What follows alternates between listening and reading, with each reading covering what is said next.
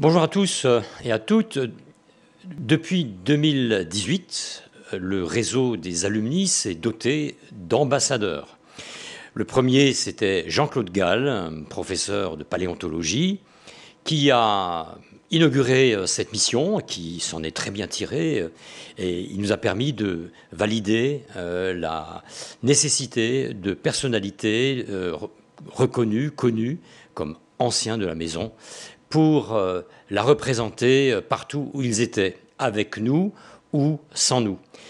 Nous avons ensuite eu la joie d'accueillir une deuxième ambassadrice qui est avec nous aujourd'hui, Lina Tremisi, qui a eu un mandat un peu allongé, comme moi d'ailleurs, chère Lina, puisque merci d'avoir prolongé, crise du Covid oblige, votre belle ambassade. Alors, Lina a beaucoup œuvré au niveau de son réseau professionnel, à la CTS, parce que ce qui nous intéresse aussi, ce sont des personnes insérées dans un milieu professionnel avec évidemment des relations qui lui permettent, par ses compétences, par aussi sa dynamique, son enthousiasme, d'être attractif comme notre université veut l'être. Et la notion d'ambassadeur part du principe que nos meilleurs ambassadeurs sont nos anciens, même s'ils ne sont pas vieux en âge, en tout cas. Donc je dis un grand merci à Lina Tremisi qui a participé à beaucoup d'actions, en vrac, des actions, notamment la nuit des alumni, des tables rondes, toujours autour de l'université et des carrières de l'université. Elle nous a aussi beaucoup aidés dans des manifestations avec le milieu socio-économique qui sont toujours importants pour nous. Elle a aussi été une cheville ouvrière dès qu'elle le pouvait dans un certain nombre de manifestations universitaires. Et donc je veux vraiment la remercier. Et ce qui a été important pour nous aussi, c'est d'avoir quelqu'un qui travaille dans une entreprise emblématique de Strasbourg et de l'Eurométropole, c'est-à-dire les transports, dont on sait très bien que les étudiants et les lycéens ne sont peut-être pas toujours les passagers les plus disciplinés, mais certainement les plus nombreux. En tout cas, il y avait aussi, je crois, un beau clin d'œil de la profession. Donc, un premier ambassadeur, un professeur émérite, deuxième ambassadeur, une responsable réseau CTS, et je crois que ça fait signe que c'est un beau clin d'œil. Et donc, je laisse maintenant la parole à notre ambassadrice, non sans lui redire un grand merci. Et en tout cas, merci Lina de nous porter encore dans votre cœur, même si vous n'êtes plus ambassadrice en titre. Merci, cher président. Je vous porterai, vous, l'université et toute son équipe, toujours dans mon cœur parce que d'abord, j'ai vécu, comme j'ai cru, j'ai essayé de le raconter chaque fois que la question m'était posée, de 2 belles années à l'université. C'était des années charnières pour moi en plus, puisque j'y suis allée lorsque j'étais déjà une adulte, après 10 ans d'exercice professionnel, et pour me reconvertir. Donc, ça a été une expérience formidable. J'ai rencontré des enseignants qui m'ont donné vraiment le goût d'apprendre. Je l'avais déjà, mais ils m'ont vraiment confirmé dans mes choix. Ils m'ont permis de me repositionner en confiance et de poursuivre dans la nouvelle voie que je m'étais choisie. Donc, je garderai toujours l'université dans mon cœur, et tout particulièrement cette année et demie que nous avons passée ensemble, puisque effectivement nous avons eu, malgré le contexte très difficile, l'occasion et la chance de pouvoir continuer à animer le réseau à travers des after-work, des échanges avec les étudiants, avec les anciens,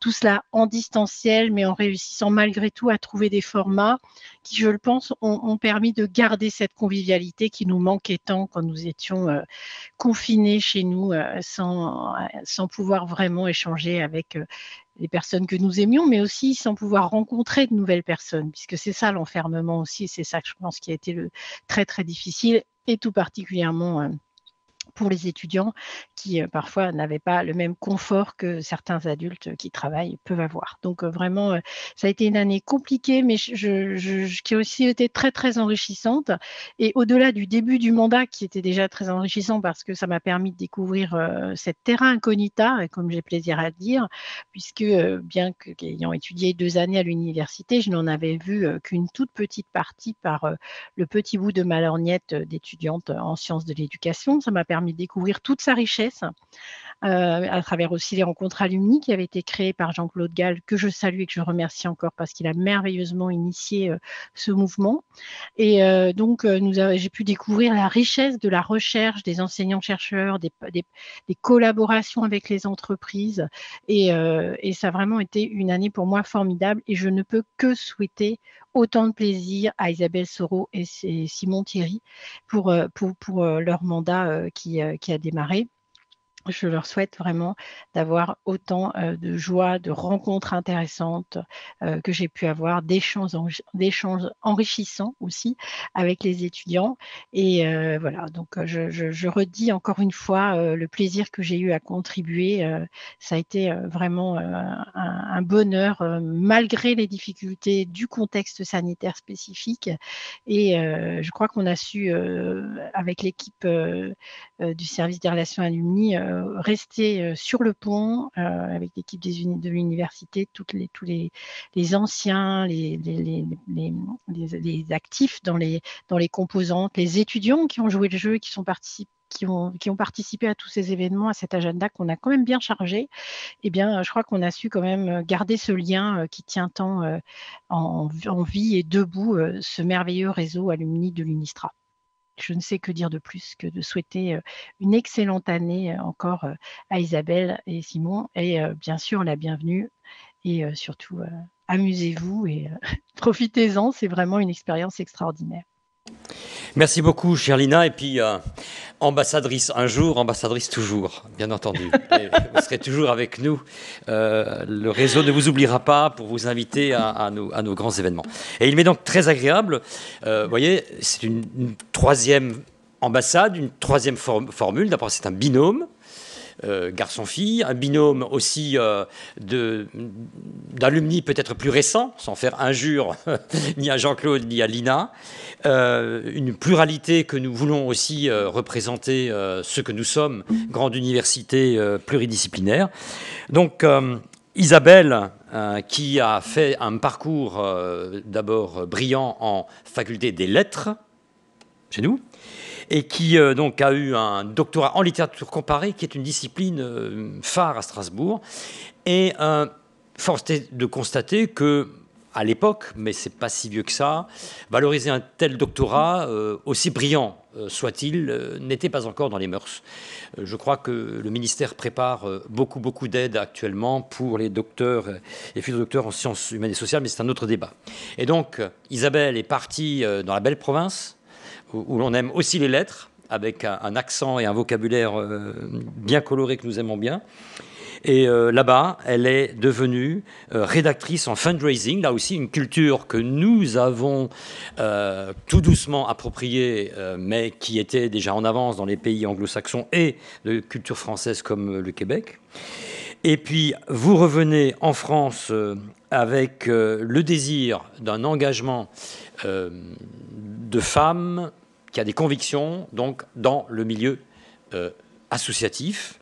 Et c'est aussi, je crois que Simon ne me contredira pas, c'est aussi une marque de fabrique de nos étudiants. Beaucoup de nos étudiants sont des étudiants qui s'engagent et qui, dans cet engagement, non seulement n'oublient pas leurs études, mais réussissent souvent mieux que des étudiants moins engagés.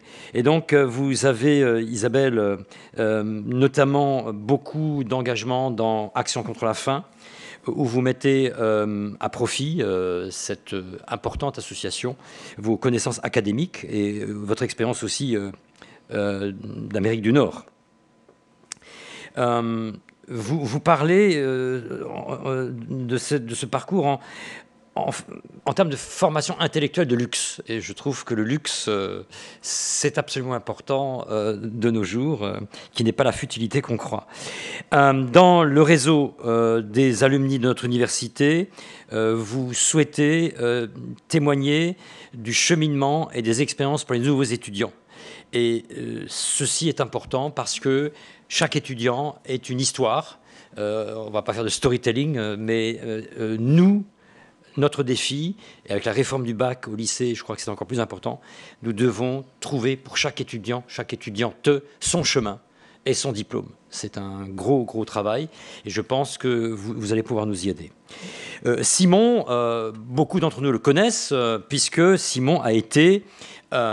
là aussi, un étudiant très engagé au sein de l'université de Strasbourg, enfin l'UNISTRA, moi j'ai fait sa connaissance quand nous avons fusionné, où il était alors jeune docteur et un des premiers grands militants de la cause du doctorat en France, donc informaticien, si je ne m'abuse. Vous avez coupé votre magnifique queue de cheval. Est-ce que vous êtes en train de devenir raisonnable? C'est pas bien, il faut pas être raisonnable, pas trop. Et donc, vous avez été un des premiers grands militants dans nos conseils pour la valorisation du doctorat. Et c'est bien parce que vos deux histoires nous montrent que entre Isabelle et vous, il y a peut-être eu un petit peu de temps, même si pour les sciences humaines, ça reste plus difficile quand même que pour les sciences comme l'informatique. Et donc, très investi au sein de notre université, mais aussi au niveau national, puisque vous êtes notamment administrateur de l'Association nationale des doctorants.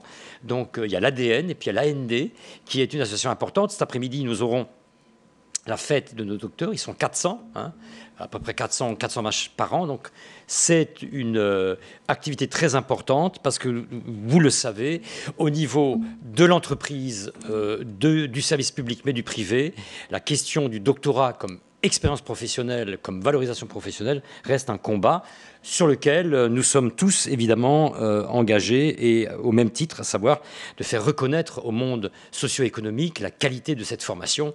Un sondage fait par la CPU hier nous dit que 70% des Français aiment l'université.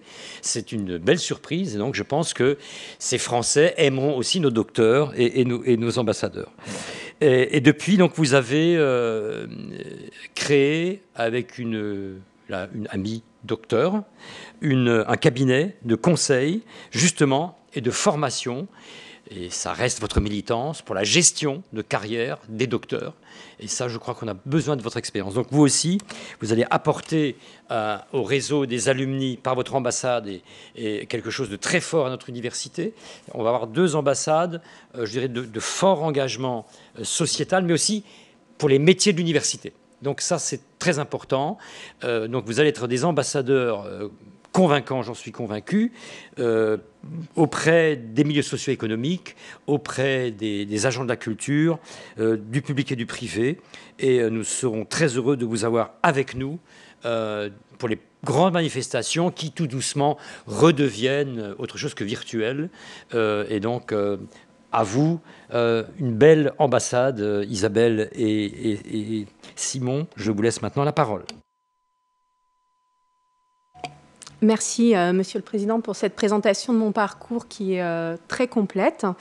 Je vais commencer aussi par remercier Agnès et toute l'équipe alumni d'avoir pensé à moi pour cette mission d'ambassadrice. Et en préalable, je dois dire, Aline l'a rappelé, c'était un peu particulier de prendre ce rôle d'ambassadrice cette année. Je ne vous apprends rien, c'était une année quand même difficile et compliquée pour tout le monde. Et justement, le réseau alumni, c'est l'endroit où on est là pour faire du lien, créer du collectif, se rencontrer. Et quelque part, c'était un petit peu un défi au moment où on nous l'a proposé, parce qu'on a fait beaucoup de choses à distance et il fallait pouvoir continuer à entretenir cette idée de lien, de réseau, même à distance. Mais je pense que c'était encore plus important de le faire maintenant, d'essayer de garder ce lien, de le tisser, parce que peut-être cette année, plus que d'autres années encore, on a besoin de faire ensemble, de faire du collectif. Il y a un proverbe africain qui est très connu, que j'aime beaucoup, qui est « seul, on va plus vite, ensemble, on va plus loin ». Je crois que ça résume assez bien l'idée de réseau, d'intelligence collective qui peut se passer. Moi, ça me parle beaucoup parce que déjà, ça fait référence à mon engagement chez Action contre la faim, au travail que je fais, puisque je mobilise tous les jours des jeunes, des bénévoles autour de valeurs Voilà, c'est un peu mon travail. Et effectivement, avec Simon, on a fait avec cette contrainte. Donc finalement, on s'est rencontrés, on a travaillé ensemble, mais on ne s'est pas beaucoup vus comme on est là, les uns à côté des autres. Donc je suis très heureuse qu'on puisse le faire aujourd'hui. Et je voulais revenir rapidement sur les raisons pour lesquelles j'ai accepté finalement cette mission d'ambassadrice alumni, parce que j'ai quand même un peu réfléchi avant d'accepter de le faire. Effectivement, Monsieur le Président l'a rappelé, en tant que docteur en littérature comparée, j'ai passé pas mal d'années à l'université. Ça représente une part importante de ma vie, de ma formation, un moment un petit peu clé d'ailleurs de ma vie. Et j'en profite pour remercier de tout cœur Michel Fink, professeur de littérature comparée, qui a vraiment énormément contribué à ma formation. Donc revenir à l'université par ce biais, ça faisait sens pour moi. Donc ça, c'était une des premières raisons. Parce que je me suis un peu éloignée après, vous l'avez compris, du monde académique. J'ai accepté aussi parce que c'était une mission bénévole, et pour moi l'engagement bénévole ça fait sens, c'est vraiment quelque chose d'important au même titre que le salariat, on le valorise peut-être pas assez, mais il y a de nombreuses associations, de nombreuses choses qui tournent grâce aux bénévoles, donc je trouvais que c'était important de continuer cet engagement parce que je suis déjà engagée dans pas mal de choses depuis plusieurs années, voilà, comme vous l'avez rappelé. Donc ça, oui, ça m'a parlé.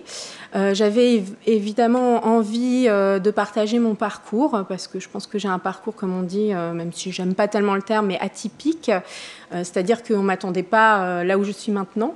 Je suis docteur en littérature, je travaille maintenant pour une grande ONG, je sensibilise des centaines d'élèves dans tout le Grand Est.